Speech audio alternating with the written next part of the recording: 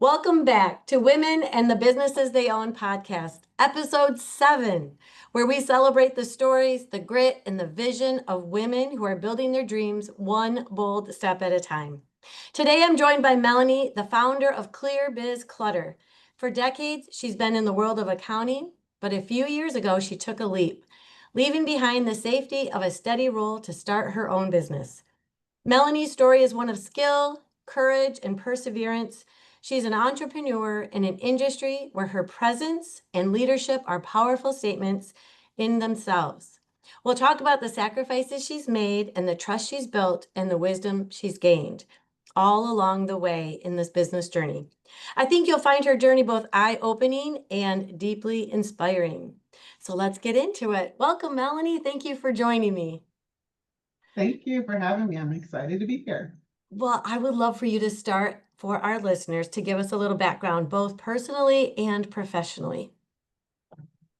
And Okay. just a second, before I'm going to Yeah. interrupt you right away.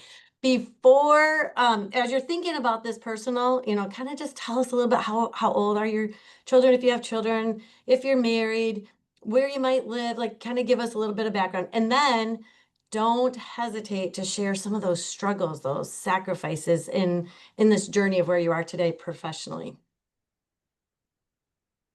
Okay.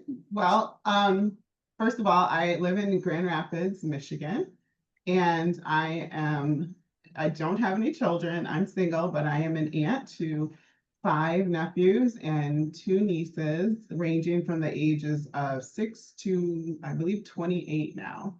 I'm an enrolled agent, and as Sherry mentioned, I'm also the founder of Biz Clutter, also known as Willis Bookkeeping Services. And my goal is really to help business owners clear the clutter in this information age, and digital age that we're in both their business operations and find financial clarity so that they can focus on what's most important and what really matters in their business. So how did you actually get to Clear Biz Clutter? I think that you've had a little bit of a journey prior to where you've worked in other places. What, and where is it that you worked, or how many years were you in this prior place before maybe even making this leap to your own business? So I worked for an accounting firm locally here for over 23 years. And so we obviously went through a lot of transition. It was a small firm. And over time, I, took on more and more responsibility, one of which was helping rebrand that firm. And that rebranding was kind of centered around creating and providing more holistic services for our clients, which worked really well for what we were doing. But as time went on, and as everyone knows, in the technology world and the digital world, and with social media, it seemed like there was just so much going on, and our business clients just had everything thrown at them. And it seemed like they were chasing so many different things. And so I really felt like I needed to get back to just helping business owners focus on what's most important, because at the end of the day, those core areas in business is what allows them to grow and scale and reach their goals. And there's just so many distractions. So that's really where my brand of Clear Biz Clutter came from. Okay, so I think I really love hearing a little bit about that work too, but I don't want to leave out the personal. So you mentioned being an amazing aunt, I'm assuming, to all of these, what would you say, 6 to 28? Yeah. That's a big span. So is this something that you like, do you have Sunday dinners with them? Do you take them to the movies? Like, do you get to hang out with these kiddos? Do they just love you to death? I don't know about all that. You'd have to ask them, I think. But we'll probably talk a little bit more about, what led me to starting my business. But, one of the things was just being able to free up my life a little bit more. So I'm the busy aunt. So I'm the aunt that was always working. And the older ones, of course, now they're living their life, and But the little ones, I'm trying to now have that time and creating that time by when I went out on my own, that was one of the goals so that I could spend more time with them. Oh, I love that. I hope my kids aren't watching this podcast, but I'm finding that I have to use, or I'm trying to, as my kids get older, my son is 19 now, just as of last week, and my daughter is 25. And I'm finding like that mom instinct or that woman aunt instinct that we have and that desire to be in family as they get older, they don't want to be in your life as much. I'm on Snapchat just so I can see a picture of my kids every day. And so then I added a couple of my nephews and my niece, and it took a minute before my niece and nephew like started sending pictures. I don't know if it's not cool to have an aunt on Snapchat, but as long as they keep sending me a picture, I'm going to keep doing Cooler it. than mom. So anyway, I actually understand it's like that being that presence in their world, and I love that that was one of your goals in starting your own business is hopefully that flexibility of being able to do a little bit more with family. So, well, let's Mhm. get to one of the questions that I have prepared for you today. You spent much of your life in accounting. So, what moment or turning point made you decide? And this could be something we just touched on, this turning point of starting, it's time for you to really go out there, navigate, and start your own business. Yeah, so I don't think it was one big moment. It was kind of a culmination of a lot of things. And as I mentioned, the firm that I worked for, over time, I started taking on more and more responsibility. With that, of course, comes the stress and your typical burnout. And then you're also capped out when it comes to salary and benefits and things like that. So I mean, I knew I needed to change during those years, but I just didn't want to start a business. And other colleagues who had left their firms and started their own firms, they just thought I was crazy, and they couldn't understand why I wasn't going out on my own. I even had clients that would mention that to me, but I think it was during the COVID years where everything kind of transitioned to remote work. And then that kind of allowed me some time to step back and look at my life and look at my goals and where I was at right now. And really tried to determine if where I was at now was going to help get me to the place that I wanted to be. I mean, I'm not getting any younger, so I needed to be planning for the future and for retirement even. And I just came to realize that the space that I was in was not the right place for me. I really needed to be in a space where I needed to better align with what my goals were. And that's when I decided to leave and start my own practice.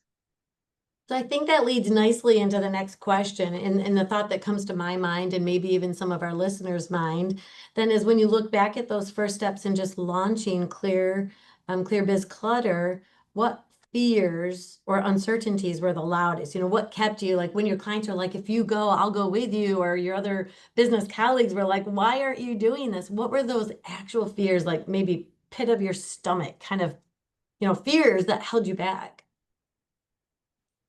I think I think the default is like financial, but that's not necessarily my main fear. I had the fear of still remaining in this state of burnout, Mm, kind of swapping out circumstances. I'm no longer an employee, I'm a business owner, but I'm still burned out. So I definitely had that fear.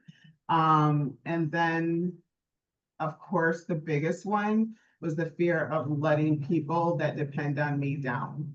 Um, oh, my boss relied heavily on me. My colleagues did. Also, I was kind of the go-to person for those more complex issues that they might be dealing with. Um, and then, of course, my clients. I had been with my clients for many of them over 15, some of them 20 years. So that's a big deal to walk away from that.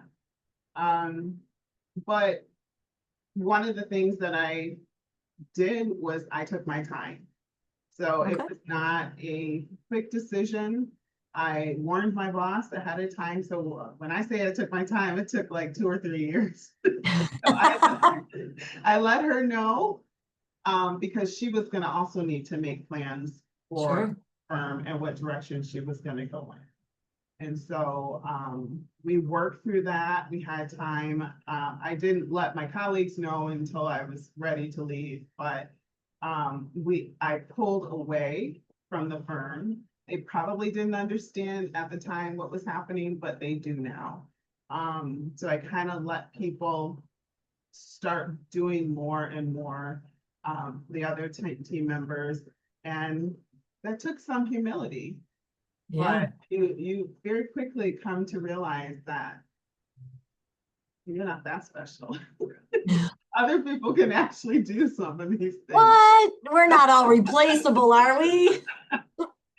Yeah, it's kind of the reality. So I had a reality check that they'll be fine. Yeah. So when I think about launching a new business, if I had to share some of my fears, it would be benefits, like paying for healthcare and not getting it as a group plan. It's being able to save for retirement so easily under a 401k type, plan, and now having to do it on my own. Did you have any of those? I know those are getting really particular, but those are some real questions, I believe, when you're having to go out there. Now you have to navigate these things that were done for you through HR or, something like that. And now you have to create these pieces on your own. Yeah, well, I'm an accountant, so I've done all of those things in terms of like logistically, I knew how to set everything up and automate it is so that it wasn't causing me a lot of stress. Obviously, you need the actual finances to pay for those things. Sure. Um, so having that 2 or 3 years also allowed me to kind of set funds aside so that I wasn't stressed out in that first year. And could, if I needed to rely on some savings, then I would have that. And so that kind of helped alleviate some of those fears. When you talked to your previous boss and let her know what your plans were, it sounds like no bridges were burned. You were actually able to go in a good way. Does she ever contract with you for some of these bigger clients? Or is it a clean break? Um, well, yeah, so her plan, ultimately, she ended up deciding to retire herself. Oh, okay. And then, but part of that retirement included selling the firm. So during those 2 or 3 years, we were working on that part of it. Oh, okay. Um, so she basically let me take whatever clients I wanted to take, but I wanted to make sure that the clients I took fit my business model. And so Sure. I didn't take very many. And the other part of that is, since she was selling the firm, I couldn't like just take all my clients because, that Right. impact the sale of the firm. So I Sure. tried to be, cognizant of that and making the decision to who I was going to take with me. But so I just took a few client, which fits into my boutique style that I'm looking for and allowed me to work more and closer with the clients that I have. And then it also allowed her to be able to, have a larger client base to offer for sale. I love that term boutique that you just brought up. What does that word mean to you as your business? Because I think boutique can, I've heard it often in describing businesses. How would you use that for your business? So for me, my business model is not based on volume of clients. So I am not constantly trying to get another client. My goal is to have a small base so that I can work with them on the advisory side. Obviously we got to deal with compliance aspects of their business. And that's a big part of it, but my biggest goal is to be able to do more of the advisory piece that really helps them to be able to make the connection more between their finances and the business decisions that they're making. Okay, and one thing too, and I'm looking at the name that you have put here on our call today, and you said you're an enrolled agent, which I understand looks like maybe there's what EA. What is the other credential there that you have or certification there? NTRIF, is it? I just, Oh, the NTPIF. Okay. oh, thank you. PI, yeah, thank Yeah. you. So that's for tax representation. Okay. So I did some additional training, the NAEA puts on, which is a phenomenal training for tax rep. I actually did that training while I was working at the firm. Um, at that point, though, I had so many different responsibilities. I wasn't really able to capitalize as much on that education, but I do have that additional training too. Wonderful, good. Okay, well, so one of the next questions that I have here is, trust in the finance and accounting industry is everything with our clients. How have you built that trust with your clients from day one? You are right. Trust is everything in the accounting industry. It's everything in every business. Um, and I think from the beginning, I built that trust by setting the expectations up front, and not making promises that I can't keep. I've heard this from other potential clients who I've met with who might talk about their prior accountant. And one of the issues that they have is maybe promising things and then not following through. And that's a really quick way to break down that trust. And so I definitely, as much as I might want to help someone to solve their problem, and I'm going to do everything I can to do that, I don't want to overpromise. And then I think the big one for me is admitting when you make a mistake and not Mm. covering those up. Times it's very easy to just cover it up, but and it might be uncomfortable for some clients, or excuse me, it might be uncomfortable for us to have that conversation, but it's so important for us to we're human, things happen, they make mistakes, we make mistakes. Just admit it, and that helps to build that trust with our clients. I think that's awesome. Sometimes that's the scary part, but I found when you admit to some of those mistakes, although the anger might come out initially, most of the time, even if you don't see anger, it just subsides. People just want to have that acceptance of the mistake, and then you can move on so quickly. Covering it up never is great. I love that you just said that. I think that speaks volumes, not only to the person that you are, but for people listening. Just, it seems like it's the harder thing, but I can guarantee you trying to just assume that it's under the rug and nobody will find out, or it's easy to hide, it comes out somehow there's just another issue, and then and it never goes away. Just own it. You're right. We're all human. Mistakes are going to happen. And on our end, we always have to accept the mistakes our clients make, so it goes both ways. Absolutely.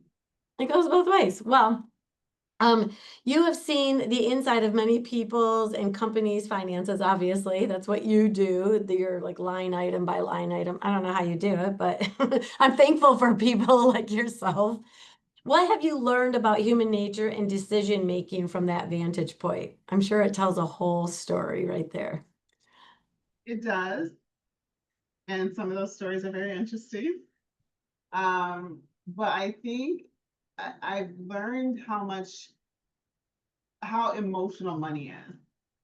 I've seen some really strong leaders, business owners, make really huge decisions, hiring, firing, major decisions regarding their customers and vendors based on emotions rather than the numbers. And, sometimes that's surprising because you might think that business owners, they seem like they always have it together, especially in this world of social media, because that's how we present ourselves, right? Um, but you just imagine them like in a back office with spreadsheets and charts and graphs, and examining all these numbers and then making a decision. But a lot of times they're not. They're basing it on, they're guessing and basing it on emotions. So it's taught me that how people handle money as a business owner, it personally, it shows up in how they run their business finances. And, money decisions are never really just about math. They're about mindset and emotions and things that are going on in your life too. That's true. I think that makes me think of as a business owner, it's really so let's say you run a sign company, right? I mean, you're really good at the creativity and in the signs and the building of the color, the fonts and everything. But as a business owner, you have to watch the actual accounting or finances. You have to market the business. You have to do all of the HR stuff that we mentioned, the hiring and paying the bills. And sometimes it's really hard as a business owner to wear all of these different hats and it takes you away from what you're really good at sometimes.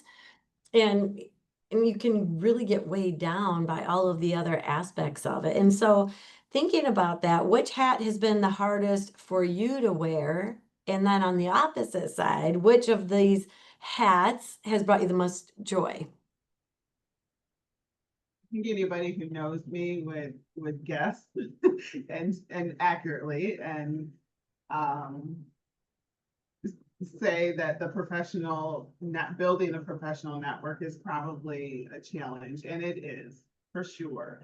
But I think the hardest for me is the advisory piece. That's the hardest, and that's also the most rewarding. And that's because it's my nature to want to solve my clients' problems.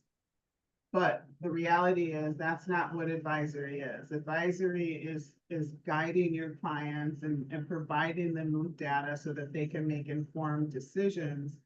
And they're the ones that make those final decisions, and I can't always fix their problems. Sometimes people don't see that when those meetings are over with your accountant, they might think that we just turn off and we don't think about what they're going through anymore. But their problems are our problems, and we carry those with us too. So that can be really challenging. On the flip side, that's also the most rewarding part because it has the biggest impact on their business. So I would describe that maybe as it fills your bucket on the joy side. Sometimes, just like it fills you up and you feel appreciated or rewarded in a way. I mean, you were able to really help these people and we all need a little bit of that. Sometimes it just feels so good to have that little piece. I mean, we all have to fill our bucket somehow, right?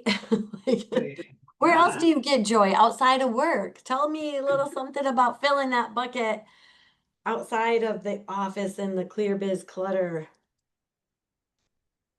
What else? What brings me joy personally? Yeah. Oh, well, my faith is is the most important part of my life. So, sharing my faith with others is really important, and that's a big part that brings me joy for those who actually want to Mm-hmm. learn more about the Bible. I also, as I'm getting older, I'm starting to appreciate nature more. And Okay. so late, probably in some of the later years when I was working at the firm, I started getting into like hiking and everybody at my job, they were already doing those things, hiking and camping, and I'm just like, ugh, that is not me. I wasn't raised that way, not interested. But for some reason, I think I was just to exercise, just wanted to do something different, and went hiking, and I really enjoyed just the peace. And so I started doing more of those things. And so now I'm kind of focusing my recreation around those types of activities. Between those two that you just said, it just makes me think of I mean, there's nothing better than like I'm not a morning person. There's just I don't think I've done this too often, but when you're up and see the sunrise, or if you're out in nature and you're up in the morning to see the sunrise, that or the sunset sometimes makes me feel the closest to God. Like when you're in His beautiful creation, it's Absolutely. inspiring. It just kind of leaves you in awe. There's a little bit of reverence, just to, so when I think about that with your faith and then how you've taken on hiking or wanting to be in nature, those are the two things to me that go so well together. They just, Yeah, you do. Absolutely. It's, then you add a little like worship music if you're out there, or you take a little prayer time. I mean, yeah, that to me, that sounds it's a really good good. time to meditate Yeah. and think about, things that you need to work on, because we're all working on stuff, where What? areas in our life that we need to improve. Sometimes it's time for me to analyze some of the conversations I've had and some of the goofy things that I've said that maybe I shouldn't have said. And do I need to go apologize to somebody? It's a good time for reflection for sure. Yeah, reflection, and then just to turn it in praise. Sometimes it just feels good to not beat ourselves up and just Yeah. praise God Himself, or just to be enjoyed that way. I love that. I love that you shared that. That wasn't even an actual question, so thank you for going on. I That's love that you were able to bring that out. okay. So going back, so you've likely experienced moments of doubt or even burnout. Now you mentioned burnout already, so hopefully in your own world of biz, I always want to say this, clear biz clutter, you haven't had as much burnout. But what's the time you seriously considered walking away, and then what pulled you back? Well, I went out fully on my own at the beginning of 2024, so I Okay, can't really say that I've had a moment that I wanted to walk away yet. But you haven't got there yet. no, I haven't got there yet, and hopefully I don't get there. But if I do, I'll deal with that. But I think just looking at the profession in general, it is highly technical. Tax, accounting, bookkeeping, there's just it's so compliance heavy, um, that creates its own level of stress that is really hard to explain to other people, that don't work in those fields. Um, and so it can be overwhelming. And those are the types of things that can cause people to walk away. I don't know how familiar you are with the accounting industry in general and the shortage that we've had for years now, which only intensified during COVID. And, as we had just had a big law passed in the end of 2017, the Tax Cut and Jobs Act, that was huge. It was huge. And so for accountants and tax professionals, we had to, learn these new tax laws, which of course they pass things all the time, but this one was a really big one. And that takes years to learn those new laws, because you don't know everything. When they pass that first bill, there's still a lot of guidance that we need in order to fully implement those new tax.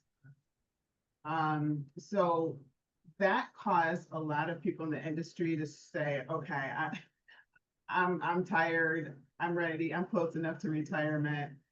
I'm just gonna walk away now. And then COVID hit. And we just had new laws passed. It All the seemed time. like every day. It was Um, crazy. yeah, and not just from federal, we had state, we had local. And we were the people that our clients were calling, and asking for help and needing. And so we were not the ones that weren't working. We didn't have that period where we didn't have, we were at home watching Netflix. That wasn't us. We Me were neither. like dogs during that time.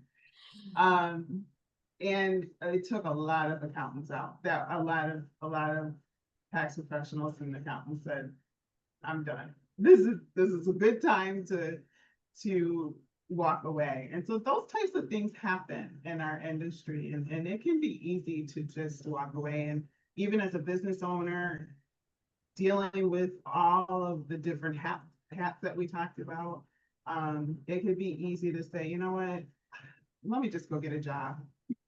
It's not worth it. Let me just, it's easier to go to work, get my paycheck, go home and be done.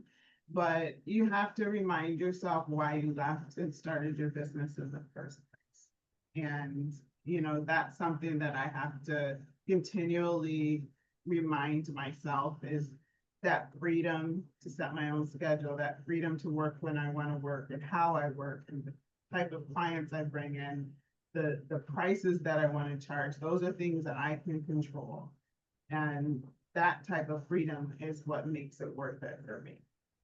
So how do you remind yourself? Do you have little Post-it notes around? Do you write it on your mirror?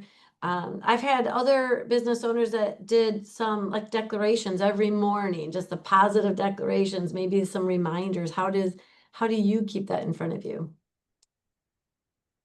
Well, working for the firm is still fresh. So I don't really need the notes right now because That's true. It's Only been like what, 18 months? it hasn't been that long. And mind you, I did make really major decisions with the firm that I worked with. Like I said, my boss relied a lot on me, but it still wasn't my business. At the end of the day, everything still needed to go through her. So, you're always limited in some way. Mm-hmm. Mm-hmm. That's true. Well, so I have one last question for you is if a young woman came to you dreaming of starting her own business, what's the one piece of advice you would give her that you wish someone had told you? Well, I feel like I could probably give a different answer for this every time somebody asks me this question. But I'd say at the top of my list is similar to what I had kind of alluded to this, is explore your relationship with money before you go into business, if possible, before you go into business. If you're already in business, you can still do this, because everything that you do in business has a direct relation to your company finances. And the relationship relationship that you have with money is going to show up in the decisions that you make. And that might mean you even have to seek out a financial therapist. That is a thing. And it's just keep in mind that just because you're good at saving doesn't mean you have a healthy relationship with money. So I think it's important for everyone to do that, because when you understand what drives your financial emotions, then you can make clearer and stronger business decisions.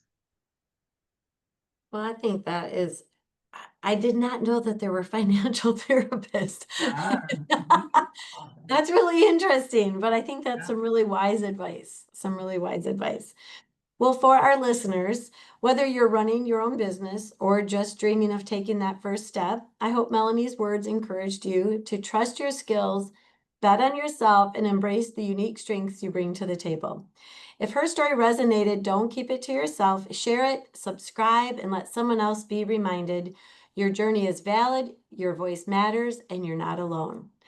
And now we're going to go to the lightning round, which is just some fun questions that Melanie hasn't heard of yet. So we're just going to get a little bit more information about her and see what kinds of things that we'll learn. So if your life had a theme song, this one's going to be kind of hard, actually. If your life had a theme song, do you have how about, what's that one?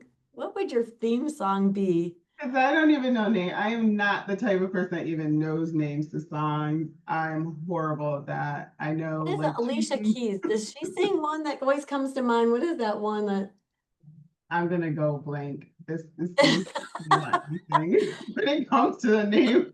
Well, last night I was walking by Meyer Gardens and I heard Andy Grammer. So all I have in my head is this cute little, like, he sings little unique sound, he's got some really good songs actually. Okay, so coffee, tea, or something stronger?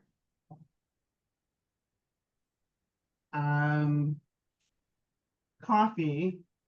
Okay. but I'm trying not to drink as much coffee. So the alternative would be tea. Could be soft drink, water, juice. Based on my last podcast, kombucha. Oh, well, I Right? mean, I do that for health reasons, but I don't know that that's like, Yeah, you're not going to just drink it all day. yeah. What's your go-to comfort food after a long day? What'd you have for dinner last night? Do you remember? I don't think I ate it. Oh no. I think because I have so many like diet restrictions. That's a hard question. So I'm like, comfort food. I know what I would like to eat. I would like to just eat Okay. ice cream. Okay, ice That's cream. not the time. Yeah. You just can't, maybe, but you'd Yeah. like to. Yeah. I just can't. My whole dinner was chips and guacamole I got at the farmer's market Oh, last Saturday. I love that for lunch. oh, yum. Yeah, that sounds good. Yeah, well, I spiced it up a little bit more, added some jalapeno, a little extra garlic. I like spicy food too. Me too. If you could instantly master one skill, what would it be? Like a real one or like a superpower? Superpower. Let's go with superpower. What would you be? Invisible. Absolutely, it would be That's, that's what I'm invisible. getting out of you. I'm feeling invisible, Melanie. Yeah, yes, there's a lot of rooms I want to be in. I just don't want to necessarily be seen. So, Okay, well, what's the weirdest or funniest job you've ever had? And it probably goes back to like high school or college. weird. Did you ever have a weird job? Crazy? I don't know about weird or crazy. I was serious about my money and making it. So I took all my jobs very seriously. But when I was very young, I don't know, I was somewhere in the 8 to 10 range. I used to weave baskets, and that was my Oh, first business. oh, Uh, fun. yeah, my mom took me to a basket weaving class, and then I enjoyed it, and I started selling my baskets. So I started going to shows and stuff like that, and yeah. Oh gosh, you did start. You were entrepreneurial at 8. Mhm. Good Yeah, for you. yeah. Beach vacation or mountain getaway? Mountain. Mountain getaway, got it. What's the most unusual thing on your desk right now? You have a lot to choose from. Well, just give me one. um, I don't even know what that thing is called. I think that red light therapy for your face. Oh, there you go. Nice. I Nice. won't do it. Red I'll light. forget about it otherwise, so I keep it on my desk. Perfect. Everybody should research some red light therapy. That is good stuff. Mhm. If you had to give a TED talk tomorrow, can't even do it about business, what would you talk about? The Bible, for sure. Awesome. Mhm.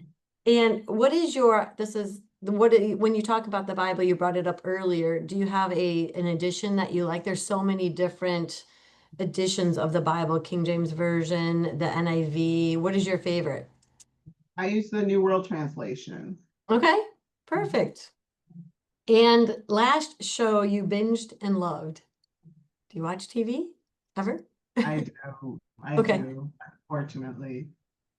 I think the last one, I don't know that I binged it, but lately I've been watching Little House on the Prairie. Oh my gosh. I think I've seen every Yeah, episode. Not recently. yeah, yeah. And I think on Amazon it started running that program, and I was like, oh, I've been watching this since I was a kid, and I was like, oh my goodness, it's so good. Did you start with the first episode? Did you start? It, I did not really in Oh, order, but I okay. think it just kind of is playing it in a loop, like from the first episode on. So I, Gotcha. catch them here and there, but I think I've probably seen them all now again. Right. Yes. Did you ever read the series when you were little? The book series? No, no, I don't think so. Ever read those? Mhm. Okay, I think this is a wrap. So, Melanie, thank you for being part of Women and the Businesses They Own podcast. Your story matters, and today you told it beautifully. And finally, to our listeners, remember, this is Sherry Hooper from Summit Wealth Partners.